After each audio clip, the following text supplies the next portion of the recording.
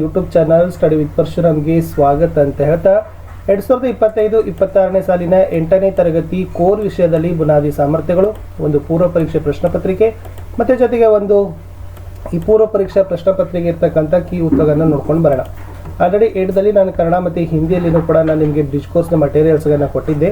So ಕೆಲವೇ ದಿನಗಳಲ್ಲಿ ಎಲ್ಲ ವಿಷಯಗಳಲ್ಲಿ ಕಂಪ್ಲೀಟಾಗಿ ಕೊಡ್ತೀವಿ ಅಂತ ಹೇಳ್ತಾ ವಿಡಿಯೋನ ಲೈಕ್ ಶೇರ್ ಹಾಗೂ ಸಬ್ಸ್ಕ್ರೈಬ್ ಮಾಡೋದನ್ನು ಮಾತ್ರ ಮರೆಯದಿರಿ ಅಂತ ಹೇಳ್ತಾ ಈ ವಿಡಿಯೋವನ್ನು ಶುರು ಮಾಡ್ತೀನಿ. ಎಸ್, ಸೊ ಮೊದಲಿಗೆ ನೋಡೋಣ 8ನೇ ತರಗತಿ ವಿಜ್ಞಾನದ ಕೋರ್ ವಿಷಯದಲ್ಲಿ ಬುನಾದಿ ಸಾಮರ್ಥ್ಯಗಳು. ಸೊ ಮೊದಲನೇ ಸಾಮರ್ಥ್ಯ ಬಂದ್ಬಿಟ್ಟು ಸಸ್ಯ ಮತ್ತು ಪ್ರಾಣಿಗಳ ಪೋಷಣೆಯ ಬಗೆಗಳನ್ನು ಅರಿತಾರೆ. ಎರಡನೇದು ಸಸ್ಯಗಳಲ್ಲಿ ನಡೀತಕ್ಕಂಥ ಸಂತಾನೋತ್ಪತ್ತಿ ಕ್ರಿಯೆಯನ್ನು ಅರ್ಥ ಮಾಡಿಕೊಳ್ತಾರೆ.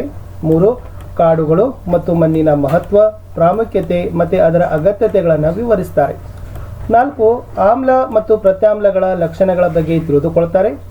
5 ಭೌತ ಮತ್ತು ರಾಸಾಯನಿಕ ಬದಲಾವಣೆಗಳನ್ನು ಅರ್ಥೈಸಿಕೊಳ್ತಾರೆ.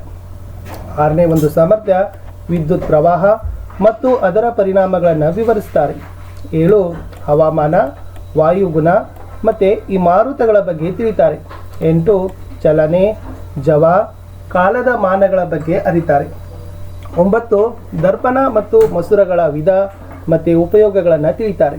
10 ಬೆಳಕಿನ ಪ್ರತಿಫಲನ ಮತ್ತು ಈ ಪ್ರತಿಬಿಂಬಗಳ ಉಂಟಾಗುವಿಕೆಯನ್ನು ವಿವರಿಸ್ತಾರೆ ಅನ್ನೋದನ್ನು ನಾವೇನು ಮಾಡ್ಬೋದು, ಒಂದು 10 ಬುನಾದಿ ಸಾಮರ್ಥ್ಯಗಳನ್ನು ಇಲ್ಲಿ ಕೊಡ್ಬೋದು. ಇದೇ ಬುನಾದಿ ಸಾಮರ್ಥ್ಯಗಳ ಮೇಲೆ ಪ್ರತಿ ಬುನಾದಿ ಸಾಮರ್ಥ್ಯಗಳ ಮೇಲೆ ಎರಡೆರಡು ಪ್ರಶ್ನೆಗಳನ್ನು ಏನು ಮಾಡಿದ್ದಾರೆ, ರಚನೆಯನ್ನು ಮಾಡಿದ್ದಾರೆ. ಸೊ ಅದನ್ನು ನೋಡ್ಕೊಂಡು ಬರುವ. ಎಸ್, ಮೊದಲ ಪ್ರಶ್ನೆ, ದ್ವಿತೀಯ ಸಂಶ್ಲೇಷಣೆ ಕ್ರಿಯೆಗೆ ಅಗತ್ಯವಿರುವ ಅಂಶಗಳನ್ನು ಪಟ್ಟಿ ಮಾಡ್ರಿ ಅಂತ ಕೇಳಿದ್ದಾರೆ. ಹಾಗಾದ್ರೆ ಒಂದು ದ್ವಿತೀಯ ಸಂಶ್ಲೇಷಣೆ ಕ್ರಿಯೆಯನ್ನು ನಡಿಬೇಕಾದ್ರೆ ಅಲ್ಲಿ ನೀರು ಬೇಕು, ಕಾರ್ಬನ್ ಡೈಆಕ್ಸೈಡ್, ಕ್ಲೋರೋಫಿಲ್ ಬೇಕು, ಸೂರ್ಯನ ಬೆಳಕು ಬೇಕು ಅನ್ನೋದು ಅವಶ್ಯಕವಾದ ಅಂಶ. ಎರಡನೇ ಪ್ರಶ್ನೆ, ಕೊಳೆತಿನಿಗಳು ಎಂದರೇನು ಅಂತ ಕೇಳಿದ್ದಾರೆ.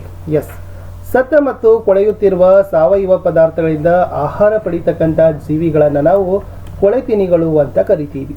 ಮೂರನೇ ಪ್ರಶ್ನೆ, ಪರಾಗಸ್ಪರ್ಶ ಕ್ರಿಯೆ ಎಂದರೆ ಏನು? ಎಸ್, ಪರಾಗಸ್ಪರ್ಶ ಅಂದರೆ ಏನಪ್ಪ ಅಂತಂದರೆ ಒಂದು ಹೂವಿನ ಕೇಸರದಿಂದ ಪರಾಗ ಶಲಾಕಾಗ್ರಕ್ಕೆ ವರ್ಗಾವಣೆಯಾಗುವುದಕ್ಕೆ ಪರಾಗಸ್ಪರ್ಶ ಅಂತ ಕರಿತೀವಿ. ಸ್ವಕೀಯ ಪರಾಗಸ್ಪರ್ಶ ಮತ್ತು ಪರಕೀಯ ಪರಾಗಸ್ಪರ್ಶ ಅಂತ ಅದರಲ್ಲಿ ಕೂಡ 2 ಟೈಪ್ಸ್ ಇದ್ದಾವೆ, ಅದು ಗೊತ್ತಿರಲಿ.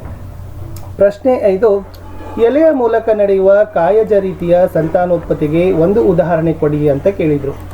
ಇಲ್ಲಿ ಎಲೆಗಳ ಮೂಲಕ ಕಾಯಜ ರೀತಿಯ ಸಂತಾನೋತ್ಪತ್ತಿಯನ್ನು ನಾವು ಬ್ರಯೋಫಿಲಮ್ ಗಿಡದಲ್ಲಿ ನೋಡ್ತೀವಿ. ಇದು ಇಂಪಾರ್ಟೆಂಟ್ ಇತ್ತು. ಮುಂದಿನ ಪ್ರಶ್ನೆ, ಕಾಡಿನಿಂದ ಪಡೆಯಬಹುದಾದ ಉತ್ಪನ್ನಗಳನ್ನು ಬರೀರಿ ಅಂತ 5ನೇ ಪ್ರಶ್ನೆ ಇತ್ತು. ಹಾಗಾದರೆ ನಮಗೆ ಕಾಡಿನಲ್ಲಿ ಬಹಳಷ್ಟು ಉತ್ಪನ್ನಗಳು ಸಿಗ್ತವೆ. ಸೌದೆಗಳು ಸಿಗ್ತವೆ, ಕಾಗದ, ಬೆಂಕಿ ಕಡ್ಡಿ, ಅಂಟು, ಜೇನುತುಪ್ಪ, ಸಾಂಬಾರ್ ಪದಾರ್ಥಗಳು, ಔಷಧೀಯ ಸಸ್ಯಗಳು, ಪೀಠೋಪಕರಣಗಳು ಇತ್ಯಾದಿ ಅನ್ನೋದನ್ನು ನಾವೇನು ಮಾಡ್ಬೋದಿತ್ತು, ಬರಿಬೋದಿತ್ತು. ಮುಂದಿನ ಪ್ರಶ್ನೆ, ಕಾಡುಗಳ ನಾಶಕ್ಕೆ ಕಾರಣವಾದ 2 ಅಂಶಗಳನ್ನು ಬರೀರಿ ಅಂತ ಕೇಳಿದ್ದಾರೆ. ಸೊ ಕಾಡುಗಳ ನಾಶಕ್ಕೆ ಬಹಳ ಅಂಶಗಳು ಕಾರಣ ಇದ್ದಾವೆ. ಅದರಲ್ಲಿ ಮೇನ್ಲಿ ಹೇಳ್ಬೋದಾದರೆ ನಗರೀಕರಣ ಇದೆ, ಕಾರ್ಖಾನೆ ಅಂದರೆ ಕೈಗಾರೀಕರಣ, ವ್ಯವಸಾಯಕ್ಕಾಗಿ ಮರಗಳನ್ನು ಕತ್ತರಿಸೋದು, ಕಾಡ್ಗಿಚ್ಚು, ಅತಿಯಾದ ಮೇಯಿಸುವಿಕೆ, ಇವೆಲ್ಲವುಗಳು ಏನಪ್ಪ ಅಂತಂದರೆ ಕಾಡಿನ ನಾಶಕ್ಕೆ ಮುಖ್ಯ ಕಾರಣಗಳು. ಮುಂದಿನ ಪ್ರಶ್ನೆ 7, ಆಮ್ಲ ಪ್ರತ್ಯಾಮ್ಲಗಳನ್ನು ಪತ್ತೆ ಹಚ್ಚಲು ಬಳಸುವ ಸೂಚಕಗಳನ್ನು ಬರೀರಿ ಅಂತ ಕೇಳಿದ್ದಾರೆ. ವೆರಿ ಈಸಿ ಅದ. ಆಮ್ಲ ಮತ್ತು ಪ್ರತ್ಯಾಮ್ಲಗಳನ್ನು ಪತ್ತೆ ಹಚ್ಚಲಿಕ್ಕೆ ನಾವು ಲಿಟ್ಮಸ್ ಕಾಗದಗಳನ್ನು ಬಳಸ್ಬೋದು, ಅರಿಶಿನಗಳನ್ನು ಬಳಸ್ಬೋದು, ದಾಸವಾಳ ಹೂವಿನ ರಸ ಅಥವಾ ಬೀಟ್ರೂಟ್ ರಸಗಳನ್ನು ನಾವೇನು ಮಾಡ್ಬೋದು, ಬಳಸಿ ಆಮ್ಲ ಮತ್ತು ಪ್ರತ್ಯಾಮ್ಲಗಳನ್ನು ನಾವೇನು ಮಾಡ್ತೀವಪ್ಪ ಅಂತಂದ್ರೆ ಗುರುತಿಸ್ತೀವಿ. ಮೂವ್ ಟು ನೆಕ್ಸ್ಟ್ ಕ್ವಶನ್ 8, ಕಿತ್ತಳೆ ಮತ್ತು ಹಾಲಿನಲ್ಲಿ ಕಂಡುಬರುವ ಆಮ್ಲಗಳನ್ನು ಹೆಸರಿಸ್ರಿ ಅಂತ ಕೇಳಿದ್ದಾರೆ. So very easy. ಕಿತ್ತಳೆಯಲ್ಲಿ ಏನಾಗಿರ್ತದಪ್ಪ ಅಂದ್ರೆ ಸಿಟ್ರಿಕ್ ಆಮ್ಲ ಇರ್ತದೆ. ಸೊ ಹಾಲಿನಲ್ಲಿರೋದು ಲ್ಯಾಕ್ಟಿಕ್ ಆಮ್ಲ. ಮುಂದಿನ ಪ್ರಶ್ನೆ, ಭೌತ ಬದಲಾವಣೆಗೆ 2 ಉದಾಹರಣೆಗಳನ್ನು ಕೊಡ್ರಿ ಅಂತ ಕೇಳಿದ್ದಾರೆ. ಹಾಗಾದ್ರೆ ಭೌತ ಬದಲಾವಣೆಗೆ 2 ಉದಾಹರಣೆ ಅಂದ್ರೆ ನೀರು ಮಂಜುಗಡ್ಡೆಯಾಗೋದು, ಕಾಗದವನ್ನು ಹರಿಯೋದು. ಸೊ ಇವೆರಡೂ ಕೂಡ ಏನಪ್ಪ ಅಂತಂದರೆ ಭೌತ ಬದಲಾವಣೆಗೆ ಉದಾಹರಣೆಯಾಗಿರ್ತಕ್ಕಂಥ ಅಂಶಗಳು. ಮುಂದಿನ ಪ್ರಶ್ನೆ, ತುಕ್ಕು ಹಿಡಿಯಲು ಅವಶ್ಯಕವಾಗಿರುವ ಅಂಶಗಳನ್ನು ಬರೀರಿ ಅಂತ 10ನೇ ಪ್ರಶ್ನೆ ಇತ್ತು. ಹಾಗಾದರೆ ತುಕ್ಕು ಹಿಡಿಯಲಿಕ್ಕೆ ಬಹಳ ಅಂಶಗಳು ಕಾರಣ. ಅದರಲ್ಲಿ ಮೇನ್ಲಿ ಒಂದು ಆಕ್ಸಿಜನ್, ಎರಡನೇದು ತೇವಾಂಶತೆ. ಈ ಆಕ್ಸಿಜನ್ ಮತ್ತು ತೇವಾಂಶತೆ ಎರಡೂ ಇತ್ತಂದ್ರೆ ಅಲ್ಲೇನಾಗ್ತದಪ್ಪ ಅಂದ್ರೆ ತುಕ್ಕು ಹಿಡಿತದ. ಸೊ ಅದನ್ನು ನಾವೇನು ಮಾಡ್ಬೋದು, ಬರಿಬೋದು. ರಸ್ಟಿಂಗ್ ಅಂತ ಕರೀತಾರೆ. 11ನೇ ಪ್ರಶ್ನೆ, ವಿದ್ಯುತ್ ಪ್ರವಾಹದ ಉಷ್ಣೋತ್ಪನ್ನ ಪರಿಣಾಮ ತೋರಿಸುವ ಉಪಕರಣಗಳಿಗೆ ಉದಾಹರಣೆಗಳನ್ನು ಕೊಡ್ರಿ ಅಂತ ಕೇಳಿದ್ದಾರೆ. ಇಲ್ಲಿ ಉಷ್ಣೋತ್ಪನ್ನ ಪ್ರವಾಹ ಪರಿಣಾಮವನ್ನು ತೋರಿಸ್ತಕ್ಕಂಥ ಉಪಕರಣಗಳಂದರೆ ಅದು ವಿದ್ಯುತ್ ಬಲ್ಬ್ ಇದೆ, ವಿದ್ಯುತ್ ಹೀಟರ್ ಇದೆ, ಮತ್ತು ವಿದ್ಯುತ್ನ ಇಸ್ತ್ರಿ ಪೆಟ್ಟಿಗೆ ಇದೆ. ಉಷ್ಣವನ್ನು ಏನು ಮಾಡ್ತಾವ, ಉತ್ಪನ್ನವನ್ನು ಮಾಡ್ತಾವ. ಇನ್ನು ವಿದ್ಯುತ್ ಪ್ರವಾಹದ ಕಾಂತೀಯ ಪರಿಣಾಮ ಅಂದರೆ ಏನು ಅಂತ ಕೇಳಿದ್ದಾರೆ. ಇಲ್ಲಿ ತಂತಿಯ ಮೂಲಕ ವಿದ್ಯುತ್ ಪ್ರವಹಿಸಿದಾಗ ಅದು ಕಾಂತದಂತೆ ವರ್ತಿಸುವ ವಿದ್ಯುತ್ ಪ್ರವಾಹದ ಕಾಂತೀಯ ಪರಿಣಾಮ ಅಂತ ನಾವೇನು ಮಾಡ್ತೀವಿ, ಬರಿತೀವಿ. Move to next question. ಹವಾಮಾನ ಅಂದರೆ ಏನು? ವೆರಿ ಸಿಂಪಲ್ ಅದ. ಹವಾಮಾನ ಅಂದರೆ ತಾಪ, ಆರ್ದ್ರತೆ, ಮಳೆ, ಗಾಳಿಯ ಜವ ಇತ್ಯಾದಿಗಳಿಗೆ ಸಂಬಂಧಿಸಿದಂತೆ ಒಂದು ಪ್ರದೇಶದ ವಾತಾವರಣದ ದೈನಂದಿನ ಸ್ಥಿತಿಯನ್ನು ಆ ಪ್ರದೇಶದ ಹವಾಮಾನ ಅಂತಾನೆ ಕರಿತೀವಿ.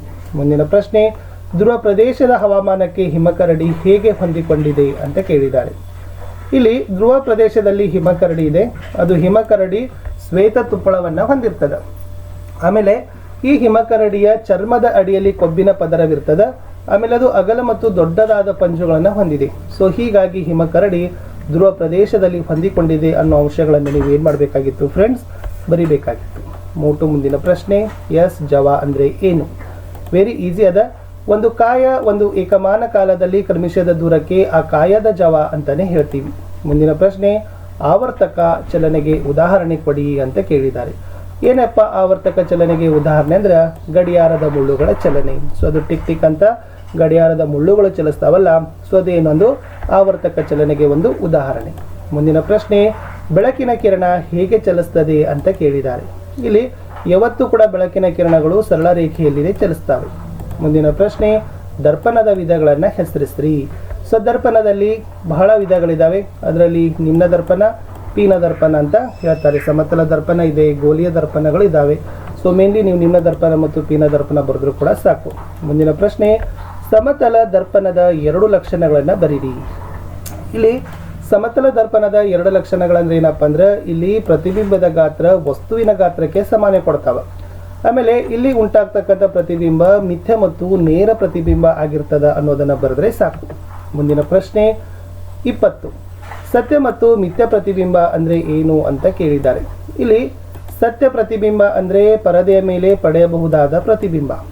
ಇನ್ನು ಮಿಥ್ಯ ಪ್ರತಿಬಿಂಬ ಅಂದ್ರೆ ಪರದೆಯ ಮೇಲೆ ಪಡೆಯಲಾಗದ ಪ್ರತಿಬಿಂಬ. ಅದನ್ನೇ ನಾವು ಮಿಥ್ಯ ಪ್ರತಿಬಿಂಬ ಅಂತ ಏನು ಮಾಡ್ತೀವಿ ಫ್ರೆಂಡ್ಸ್, ಹೇಳ್ತೀವಿ. ಇಷ್ಟಿತ್ತು ಫ್ರೆಂಡ್ಸ್ ಈ ವಿಡಿಯೋದಲ್ಲಿ 8ನೇ ತರಗತಿಯ ಸೇತುಬಂಧದಲ್ಲಿ ನಾನು ನಿಮಗೆ ಏನು ಮಾಡಿದ್ದೀನಿ ಅಂತಂದರೆ ಒಂದು ಕ್ವಶನ್ ಪೇಪರು ಮತ್ತು ಈ ಆನ್ಸರ್ಸ್ಗಳನ್ನು ಕೊಟ್ಟಿದ್ದೀನಿ. ನೆಕ್ಸ್ಟ್ ವಿಡಿಯೋದಲ್ಲಿ ಸಿಗ್ತೀನಿ. ಅಂಟಿಲ್ ಟೇಕ್ ಕೇರ್, ಬಾಯ್.